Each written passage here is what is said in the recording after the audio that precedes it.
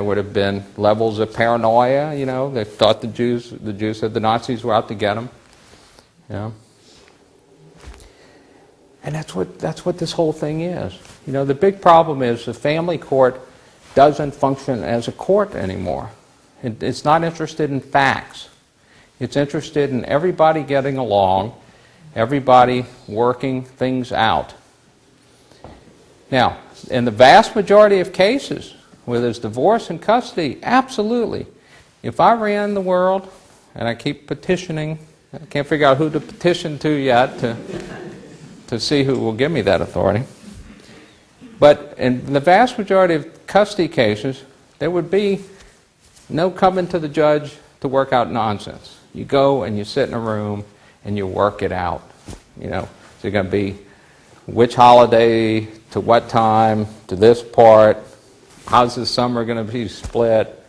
You know, whatever. Who needs a judge to decide that? What does that have to do with judging? I don't know. It's somebody to make a decision because we have that option that you can go to court and do that because people don't know or don't believe that they have the power to do that themselves, and etc.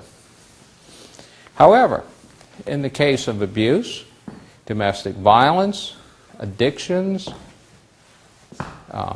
or any sort of situation that impairs the welfare of the kids, then you have to do it differently. You have to figure out who is the dangerous person, who needs the protection, and then the court uses that full authority of the law to set that up and not allow any more nonsense.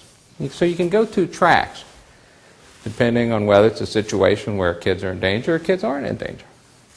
It seems to be a very, very, very difficult thing for courts to understand. Most states have what's called the friendly parent provision in their custody law.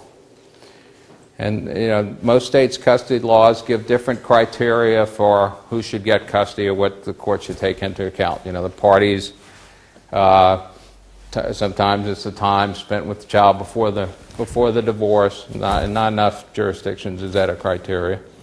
But you know, the relative mental health of the parents, the interest in the child's educational, emotional development, etc. And then there's one provision that's called the friendly parent provision, which says that the court should look at which parent is most or more likely to encourage the relationship between the child and the other parent. And that the parent who is more likely to encourage the relationship with the other parent and child is called the friendly parent, and that parent is the favored custodian. Well, there's nothing wrong with that. However, in dangerous situations, a parent shouldn't be encouraging that relationship. So therefore, by definition, by the way the statute is designed, the abusive parent is the favored parent. Because the protective parent is saying, well, I want to protect that child from that relationship. And rather than sort out the facts and figure out whether there's a reason or whether it's reasonable or legitimate, the court simply says, well, you're not encouraging the relationship, therefore the other parent gets custody. And I can assure you that the abusive parent knows that rule. And the abusive parent is always saying, oh yes, I want the child to have, but at the same time, you know, the abusive parent is out to make sure that the child has no relationship. So there are those things. Now, the other frustrating thing that I find with courts is, and you heard a lot of this in the film clips, is you really have to understand the mind of these abusers. And I do a lot of work with custody evaluators trying to get them to understand, because if you don't understand sexual abuse, you don't understand domestic violence, and you try to make decisions about these cases without the benefit of understanding, you will make the wrong decision. If you have a custody evaluator who looks at a case where there's domestic violence or abuse, the abusive parent will always come out better because they're calm, cool, and collected. Moms are frazzled, upset, angry, and want to talk about the abuse. And I cannot tell you how many times I go into court and take the depositions of these custody evaluators who have made these recommendations in these cases, and they know nothing about domestic violence, nothing about child sexual abuse, and don't believe it's even relevant to the custody decision. And it is absolutely perplexing. And sometimes I wonder, how, and the story's always the same. The mothers, enter these situations with the best hopes and dreams of a good life. They think they found a good partner, and they have these wonderful, beautiful, creative, terrific kids. And then you learn that somebody has a dark side. Like the guy at the Amish school.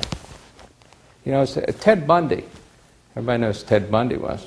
Ted Bundy, in his last interview, said something very profound. He said, something, I'm a normal guy. I went to law school, I had girlfriends, I had friends, but I had this dark corner where I would sadistically murder women. And I kept that from people. I was able to shield that from the light. And there are other people like me. And it's true. So we have to look at evidence. What is the evidence? And not make assumptions. But getting back to the custody evaluators, they know nothing about this. And so the abuses always come out ahead. And it's very, very perplexing. That's why this whole parental alienation syndrome is so insidious. And it's really a cancer in the family court system. And if you get this month's copy, the November copy of Oprah magazine, O magazine, and I think there's some good pumpkin recipes in there, and some good dressing, turkey, some kind of turkey thing. But there's also a very good article called The Rapist at Home. And it's about this type of case. And it goes through all the problems in these cases that sabotage the protection of these kids. And it talks about the custody evaluators. It talks about the guardians ad litem. Now, the guardians ad litem are, again, and that's why this whole system is so, if you come into this system as a law-abiding parent, and a lot of these moms who are so viciously attacked in the family court system are the assertive, competent, professional women who the courts view and the guardians ad litem view as uppity. How dare you challenge you? You do what we tell you, and if you don't like it, we punish you. But they come into the system, and they have heard, and you heard how Kathy and Small Justice said, I see these brochures everywhere I go that say what should you do if your child's being abused, or what should you do if you're a victim of domestic violence. So you come and you do these things. A lot of these moms never had a traffic ticket, never did anything. Always, in every other part of their lives, successes. Revered, esteemed, competent.